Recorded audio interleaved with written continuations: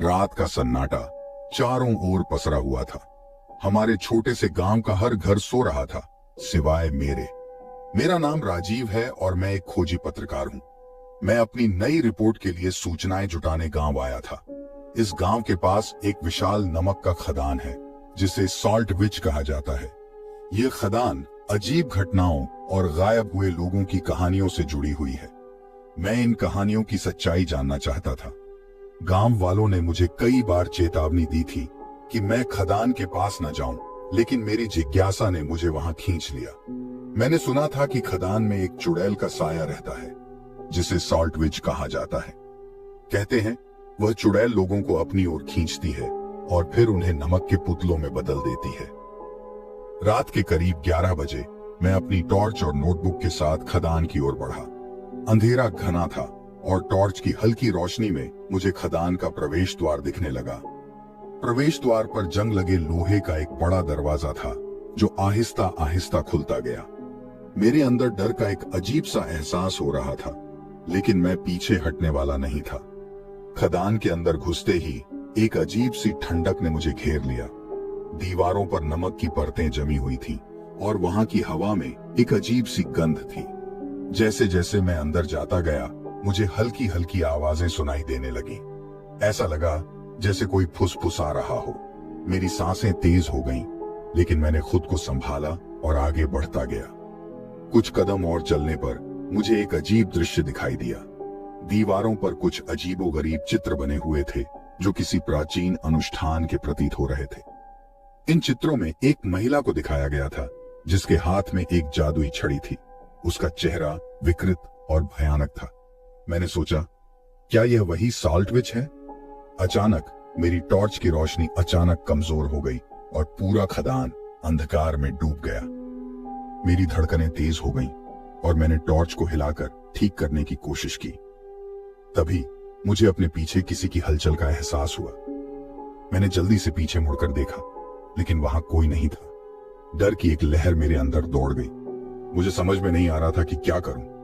तभी अचानक एक ठंडी हवा का झोंका आया और एक भयानक आवाज गूंज उठी, तुम्हें यहां नहीं आना चाहिए था राजीव। मेरे हाथ पैर कांपने लगे। मैंने चिल्लाकर पूछा, कौन हो तुम? आवाज ने जवाब दिया, मैं सॉल्ट विच हूं। यह मेरी खदान है और यहां जो भी आता है वह वापस नहीं जा पाता। मैंने हिम्मत जुटाई और कहा, मुझे तुमसे कुछ सवाल पूछने हैं। आवाज ने हंसते हुए कहा, सवाल? तुम इंसान बहुत जिज्ञासु हो, लेकिन तुम्हारी यह जिज्ञासा तुम्हें मार डालेगी। मैंने फिर पूछा, तुमने कितने लोगों को मारा है?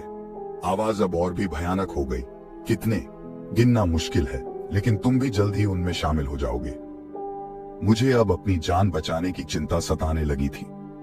मैंने भागने का प्रयास किया, लेकिन मेरे पैर जैसे जमीन में धंस गए थे। मैं चीखना चाहता था, लेकिन आवाज गले में ही अटक गई। अचानक खदान की दीवारों से नमक की चट्टानें टूटने लगी और एक भयानक महिला का रूप धारण कर लिया। वह सॉल्ट विच थी। उसका चेहरा विकृत और भयानक था। आंखें चमक रही थी और उसके हाथों में नमक की छड़ी थी। उसने मेरी ओर इशारा किया और कहा, तुम्हारी आत्मा अब मेरी है। तभी एक तेज रोशनी चमकी और मेरे सामने मेरे दादाजी खड़े थे। उन्होंने मुझे देखा और कहा, राजीव, तुम यहां से भागो। ये चुड़ैल तुम्हारी आत्मा को पकड़ नहीं सकती अगर तुम विश्वास से भरे रहो। मैंने हिम्मत जुटाई और अपने दादाजी की बात मानी। मैंने जोर से कहा, मुझे तुमसे डर नहीं लगता, मेरे दादाजी मेरे साथ हैं। सॉल्ट विच चीख उठी और उसकी छवि धुंधली होने लगी। उसकी ताकत कमजोर पड़ गई और उसने आखिरी बार चीख कर कहा, तुमने आज तो बचा लिया, लेकिन मैं वापस आऊंगी।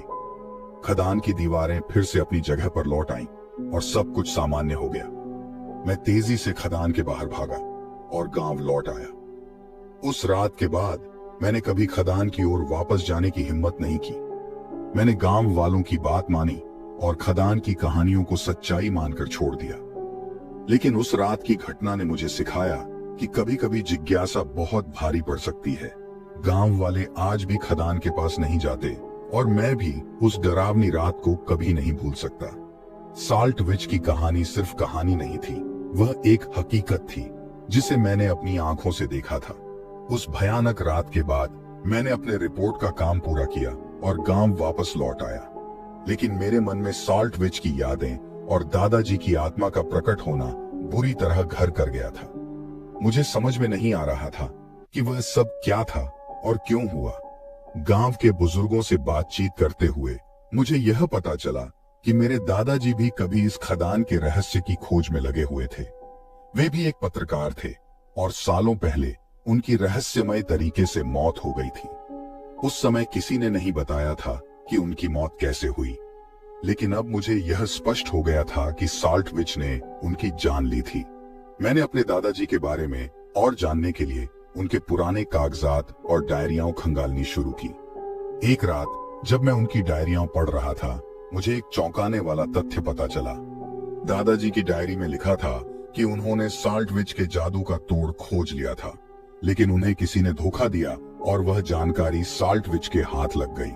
डायरी में एक विशेष अनुष्ठान का वर्णन था जिससे साल्ट विच को हमेशा के लिए समाप्त किया जा सकता था। इस अनुष्ठान के लिए मुझे खदान के सबसे गहरे हिस्से में जाना था, जहां एक विशेष स्थान था जिसे शक्ति स्तंभ कहा जाता था। इस स्तंभ पर एक मंत्र लिखा हुआ था जिसे पढ़कर साल्ट विच की शक्तियां नष्ट की जा सकती थीं। मैंने तय किया कि मैं इस रहस्य को पूरी तरह से सुलझाऊंगा और साल्ट विच को हमेशा के लिए खत्म करूंगा।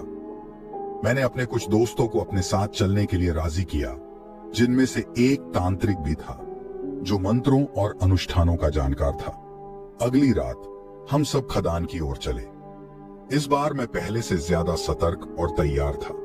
हमने खदान में प्रवेश किया और गहरे अंदर की ओर बढ़ने लगे। तांत्रिक ने बताया कि हमें शांत रहना होगा और किसी भी अजीब घटना पर ध्यान नहीं देना होगा। जैसे जैसे हम आगे बढ़ते गए, हमें खदान के अंदर विचित्र आवाजें सुनाई देने लगी। साल्ट विच की छाया हमारे चारों ओर मंडराने लगी, लेकिन तांत्रिक के मंत्रों के कारण वह हमारे पास नहीं आ पा रही थी। हमें बहुत सारे नमक के पुतले भी दिखे, जो शायद उन लोगों के थे जो पहले यहां आए थे। आखिरकार हम शक्ति स्तंभ के पास पहुंचे। स्तंभ पर संस्कृत में लिखा हुआ मंत्र था। तांत्रिक ने मंत्र पढ़ना शुरू किया और एक अजीब सी रोशनी स्तंभ से निकलने लगी।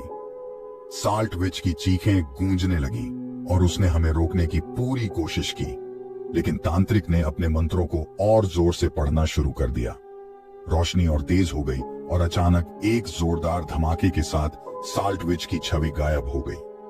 खदान की दीवारें हिलने लगीं और हमें लगा कि खदान धंसने वाली है।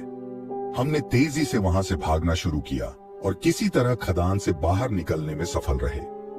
बाहर आते ही हमने देखा कि खदान का प्रवेश द्वार हमेशा के लिए बंद हो चुका था। साल्ट विच की ताकत अब समाप्त हो चुकी थी और वह खदान अब एक शांत जगह बन चुकी थी। गांव वालों ने हमारी बहादुरी की कहानी सुनी और हमें धन्यवाद दिया। अब कोई भी खदान के बारे में नहीं डरता था और साल्ट विच की कहानी केवल एक इतिहास बनकर रह गई थी। लेकिन मेरे दिल में दादाजी के लिए गर्व और उनके बलिदान का सम्मान हमेशा बना रहा। ये घटना मेरे जीवन की सबसे अद्भुत और भयानक घटना थी, जिसने मुझे सिखाया कि सच्चाई की खोज कभी आसान नहीं होती, लेकिन अगर हम सही रास्ते पर चलें तो हर अंधकार का अंत हो सकता है। मेरा नाम समीर है और मैं एक फोटो जर्नलिस्ट हूं। मुझे हमेशा से ही रहस्यमयी और खौफनाक जगहों की तस्वीरें लेने का शौक रहा है। इस बार मैंने फैसला किया था कि मैं अपने कैमरे के साथ एक पुरानी और भुतहा नमक की खदान की तस्वीरें लेने जाऊंगा। ये खदान हमारे शहर से कुछ मील की दूरी पर थी और इसे साल्ट विच के नाम से जाना जाता था। ये जगह हमेशा से ही भयानक घटनाओं और गायब हुए लोगों की कहानियों के लिए मशहूर रही है। कहते हैं वहां एक चुड़ैल का साया है जो खदान में घुसने वालों को अपनी जान से हाथ धोना पड़ता है। मैंने कई बार इन कहानियों को सुना था, लेकिन कभी यकीन नहीं किया। मैं जानना चाहता था कि आखिर इन कहानियों में कितनी सच्चाई है। रात के समय जब अंधेरा छा गया और सन्नाटा फैल गया, मैंने अपने कैमरे और टॉर्च के साथ खदान की ओर रुख किया। रास्ता सुनसान था और हवा में अजीब सी ठंडक थी। खदान के पास पहुंचते ही मुझे एक पुराने और जंग लगे लोहे का बड़ा दरवाजा दिखाई दिया, जो आधा खुला हुआ था। दरवाजे से अंदर जाते ही मुझे एक अजीब सी गंध का एहसास हुआ। खदान की दीवारों पर नमक की परतें जमी हुई थीं और वहां की हवा में नमकीन सर्दी थी। मैंने अपने कैमरे से कुछ तस्वीरें ली और धीरे धीरे अंदर की ओर बढ़ने लगा। जैसे जैसे मैं आगे बढ़ता गया, मुझे अजीब अजीब आवाजें सुनाई देने लगी। ऐसा लगा जैसे कोई मेरे पीछे पीछे चल रहा हो। मैंने मुड़कर देखा, लेकिन वहां कोई नहीं था। मैं थोड़ा घबरा गया, लेकिन अपनी जिज्ञासा के कारण आगे बढ़ता रहा। कुछ दूरी पर मुझे एक पुराना लकड़ी का पुल दिखाई दिया, जो खदान के एक गहरे हिस्से की ओर जाता था। मैंने सोचा कि शायद वहां कुछ दिलचस्प तस्वीरें मिल सकती हैं। मैंने सावधानी से उस पुल पर कदम रखा और धीरे धीरे पार करने लगा। अचानक मुझे अपनी टॉर्च की रोशनी में एक परछाई दिखाई दी। यह परछाई एक महिला की थी, जिसका चेहरा विकृत और भयानक था। मेरी सांसें तेज हो गईं और मेरे हाथ कांपने लगे। मैं समझ नहीं पा रहा था कि यह सच है या मेरी कल्पना। तभी वह परछाई मेरे करीब आ गई और एक भयानक आवाज में बोली, तुम्हें यहां नहीं आना चाहिए था। अब तुम कभी वापस नहीं जा पाओगे। मुझे समझ में नहीं आ रहा था कि क्या करूं। मैंने अपनी टॉर्च को और जोर से पकड़ा और चिल्लाकर कहा, कौन हो तुम? वह आवाज और भी भयानक हो गई। मैं सॉल्ट विच हूं। यह खदान मेरी है और जो यहां आता है वह वापस नहीं जाता। मैंने भागने की कोशिश की, लेकिन मेरे पैर जैसे जमीन में धंस गए थे। मेरी टॉर्च की रोशनी भी अब कमजोर पड़ गई थी। मैंने सोचा कि शायद यही मेरी अंत है। तभी मेरे दिमाग में एक ख्याल आया। मैंने अपनी टॉर्च को बंद कर दिया और पूरी तरह से अंधेरे में खड़ा हो गया। मैंने अपनी सांसें रोक ली और ध्यान से सुनी। मुझे वही भयानक आवाजें फिर से सुनाई देने लगी, लेकिन इस बार वे आवाजें मेरी टॉर्च के बिना भी स्पष्ट थीं। मैंने धीरे धीरे अपने कैमरे को उठाया और एक फोटो खींची। फ्लैश की रोशनी में मुझे एक अजीब दृश्य दिखाई दिया। खदान की दीवारों पर नमक के पुतले थे, जो इंसानों के आकार के थे। वे पुतले जिंदा लग रहे थे, जैसे किसी ने उन्हें हाल ही में बनाया हो। अचानक उन पुतलों में से एक ने अपनी आंखें खोली और मेरी ओर देखा। मैं डर के मारे कांपने लगा। वह पुतला धीरे धीरे मेरी ओर बढ़ने लगा और कहने लगा, मुझे बचाओ, प्लीज मुझे बचाओ। मैं समझ नहीं पा रहा था कि यह सब क्या हो रहा है। मैंने अपने दिमाग को शांत किया और सोचा कि शायद यह सब सॉल्ट विच का जाल है। मैंने अपनी हिम्मत जुटाई और भागने का फैसला किया। जैसे ही मैं पीछे मुड़कर भागा, सॉल्ट विच की परछाई फिर से मेरे सामने आ गई। उसने मेरे रास्ते को रोकते हुए कहा, तुम नहीं बच सकते। मैंने जोर से चिल्लाकर कहा, तुम मुझे नहीं रोक सकती, मैं यहां से बाहर निकलूंगा। वह हंसते हुए बोली, तुम्हारी कोशिश बेकार है। तभी अचानक एक जोरदार धमाका हुआ और खदान की दीवारें हिलने लगी। मैं किसी तरह संतुलन बनाए हुए खदान के बाहर भागा। बाहर आते ही मैंने देखा कि खदान का दरवाजा बंद हो गया और अंदर से चीखें सुनाई देने लगी। मैंने अपने कैमरे की ओर देखा और उसमें खींची गई आखिरी फोटो को देखा। उस फोटो में सॉल्ट विच की परछाई और उसके चारों ओर नमक के पुतले साफ दिखाई दे रहे थे। वह खदान अब बंद हो चुकी थी और सॉल्ट विच की कहानी भी खत्म हो चुकी थी। मैंने गांव वालों को यह फोटो दिखाई और सबने माना कि सॉल्ट विच की कहानी सच थी। लेकिन मुझे एक बात की समझ नहीं आई। उस फोटो में एक पुतला था जिसकी आंखें खुली हुई थीं और वह मेरी ओर देख रहा था। उसकी आंखों में एक अजीब सी चमक थी जो मुझे आज भी डराती है। क्या वह पुतला सच में जिंदा था या वह भी सॉल्ट विच का एक और जाल था? यह सवाल मेरे मन में हमेशा गूंजता रहेगा। उस घटना के बाद मेरी जिंदगी पूरी तरह से बदल गई। मैं रातों को ठीक से सो नहीं पाता था। हर बार जब मैं सोने की कोशिश करता तो सॉल्ट विच की भयानक आवाजें और उन पुतलों की आंखें मेरे सामने आ जाती। मैंने कई बार सोचा कि शायद मुझे किसी मनोवैज्ञानिक से मिलना चाहिए, लेकिन मेरे भीतर का पत्रकार यह मानने को तैयार नहीं था कि यह सब मेरी कल्पना थी। कुछ महीनों बाद मैंने फिर से उस घटना की ओर लौटने का फैसला किया। इस बार मैं पूरी तैयारी के साथ जाना चाहता था। मैंने इंटरनेट पर शोध किया और उन लोगों से संपर्क किया जो सॉल्ट विच के बारे में जानते थे। उनमें से एक व्यक्ति अजीत, जो तांत्रिक विद्या का जानकार था, ने मुझे बताया कि सॉल्ट विच को पूरी तरह से नष्ट करना संभव है, लेकिन इसके लिए एक विशेष अनुष्ठान करना पड़ेगा। अजीत ने बताया कि इस अनुष्ठान के लिए मुझे खदान के सबसे गहरे हिस्से में जाना होगा, जहां सॉल्ट विच की आत्मा को बांध कर रखा गया है। वहां एक विशेष मंत्र को पढ़कर उसकी आत्मा को मुक्त करना होगा, जिससे वह हमेशा के लिए नष्ट हो जाएगी। मैंने अजीत की मदद ली और उसने मुझे अनुष्ठान की तैयारी के लिए आवश्यक सामग्री दी। हमें पूर्णिमा की रात का इंतजार करना था, क्योंकि उसी रात सॉल्ट विच की शक्तियां सबसे कमजोर होती हैं।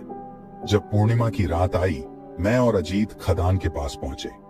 खदान का दरवाजा अब भी बंद था, लेकिन अजीत ने एक विशेष मंत्र पढ़ा और दरवाजा अपने आप खुल गया। हम दोनों अंदर गए और अजीत ने मुझे बताया कि हमें जल्दी करना होगा, क्योंकि सॉल्ट विच की आत्मा जल्द ही हमारी मौजूदगी को महसूस कर लेगी। जैसे जैसे हम अंदर बढ़ते गए, खदान में हवा और भी ठंडी होती गई। हमें फिर से वही नमक के पुतले दिखाई देने लगे, जो अब भी जिंदा लग रहे थे। उनकी आंखें खुली थीं और वे हमें घूर रहे थे। अजीत ने अपने मंत्रों को और जोर से पढ़ना शुरू कर दिया और हम तेजी से आगे बढ़ते गए। आखिरकार हम खदान के उस हिस्से में पहुंचे जहां एक बड़ा नमक का स्तंभ खड़ा था। अजीत ने बताया कि यह वही शक्ति स्तंभ है जिसे मैंने अपनी पहली यात्रा में देखा था। उसने मुझे एक खास मंत्र पढ़ने को कहा और खुद भी मंत्रोच्चार शुरू कर दिया। जैसे ही हमने मंत्र पढ़ना शुरू किया, खदान की दीवारें हिलने लगीं और सॉल्ट विच की भयानक चीखें गूंज उठीं। उसकी छाया हमारे चारों ओर मंडराने लगी, लेकिन अजीत के मंत्रों के कारण वह हम पर हमला नहीं कर पा रही थी। तभी अचानक अजीत की आंखें बदल गईं और उसने मुझे घूरते हुए कहा, तुम्हें लगता है कि तुम सॉल्ट विच को नष्ट कर सकते हो? मैंने चौंकते हुए पूछा, क्या मतलब? अजीत ने एक भयानक हंसी हंसते हुए कहा, तुम्हारे दादाजी भी यहीं तक पहुंचे थे, लेकिन उन्होंने मुझे पहचाना नहीं। मैं ही सॉल्ट विच हूं। मेरा दिल तेजी से धड़कने लगा। ये सारा समय अजीत ही सॉल्ट विच था और उसने मुझे धोखा दिया था। मैंने तुरंत पीछे हटने की कोशिश की, लेकिन मेरे पैर जम गए थे। अजीत यानी सॉल्ट विच ने कहा, तुम्हारे दादाजी भी मुझसे बच नहीं पाए थे और न ही तुम बचोगे। अब तुम्हारी आत्मा भी मेरे पुतलों में शामिल हो जाएगी। मैंने अपनी पूरी ताकत जुटाकर मंत्र पढ़ना शुरू किया, जो अजीत ने मुझे सिखाया था। सॉल्ट विच ने जोर से चीखना शुरू कर दिया और उसकी छाया धुंधली होने लगी। जैसे जैसे मैं मंत्र पढ़ता गया, सॉल्ट विच की चीखें और तेज हो गईं। अचानक एक जोरदार धमाका हुआ और सॉल्ट विच की छाया पूरी तरह से गायब हो गई। खदान की दीवारें फिर से स्थिर हो गईं और सब कुछ शांत हो गया।